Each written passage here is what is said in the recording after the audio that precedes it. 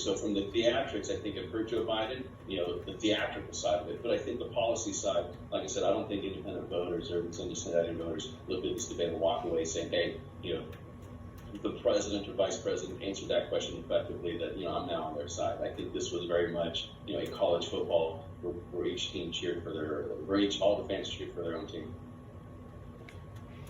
Okay, Brian, thank you for your candor on that, because I'm wondering what the point is too. Thanks for joining us, Brian Lanza. Thank you.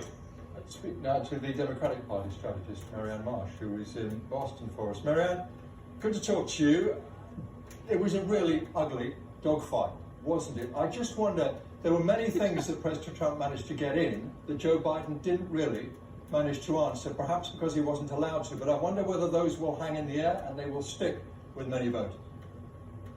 I think the real point here is that Joe Biden walked into the debate tonight the front runner, and he left the front runner. And the reason is Donald Trump needed to change the dynamic of this race. And the way he tried to do it tonight didn't help him, it hurt him, because he needs to win back white suburban voters. He needs to win back seniors. He's losing the white vote, and that is the predominant number of voters in this country. He needs to win back people who voted for him the last time that now have buyer's remorse. And by his mere conduct tonight, he alienated them. So he only has 34 days left to try to catch up, especially in a place like Pennsylvania, where you're now starting to see Joe Biden going above 50% in Pennsylvania, in Michigan, in Wisconsin. And the only place for Donald Trump to go is to try to win back people who voted for him the last time. And tonight's performance, no question, certainly his base loved it. They're even more fired up now, no question.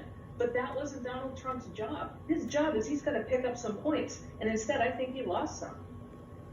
General, do you think it works for a candidate to say to the face of the President of the United States, everyone knows he's a liar, to call him a racist, to say the fact is this man doesn't know what he's talking about? Joe Biden also said, will you shut up, man? Keep yapping, man. He needs to shush for a minute. He called him a clown. He said he doesn't want me to let me answer because he knows I have the truth. You're the worst president America has ever had. Do you think that really plays with voters? I think at the first point where Joe Biden called Donald Trump a liar, that is a provable fact. He's lied 20,000 times in office thus far. I'm sure there are plenty of people working on that right now. On the rest, it didn't help either one of them in that respect, but overwhelmingly, it was Donald Trump's strategy tonight, clearly, to be disruptive, to filibuster, to speak over Joe Biden. When Joe Biden had his shots, and he had several, including on COVID, he looked at the camera and spoke to the American people. And he made his case. And when he did hurt Trump, which is why Trump kept trying to interrupt him, to throw him off his game.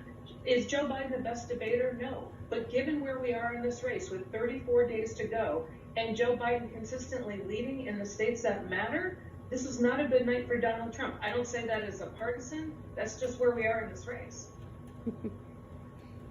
Marianne, you can join Mike and I for a glass of wine after this, because I'm sure you deserve one too if you're exhausted as we both are by that spectacle. Listen, I want to pick up with what I was talking about with Brian, because I think there is a real question now about whether there should be 2 more debates in this campaign, or rather, perhaps let me phrase it differently.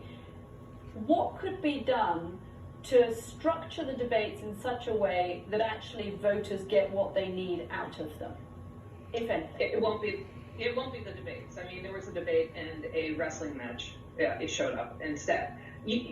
Donald Trump has boxed everybody into his game. So if you cut his mic, he'll say he's being silenced and he's being cheated. He's questioning the outcome of the election already. He's telling people to go to polling places. He's bringing in the Supreme Court.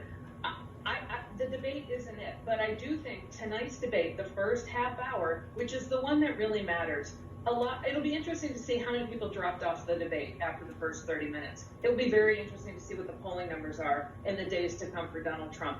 But I think voters, we've talked about this, Caddy, this is a very fixed race. 93 to 95% of voters since August have already known who they were going to vote for. We're talking margins now, and we should probably go ahead with the 2 debates, but I don't expect them to be any better.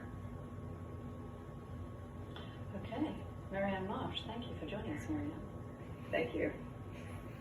And thanks to you for being with us. Do we have any more idea what 4 more years of America under President Trump will look like, or what 4 years of America under President Biden will look like. I'll leave that to you. Just about 34 days, 5 weeks to the election, and many, many people, of course, already voted. That's it for now. Much more on the BBC website and our Twitter feed.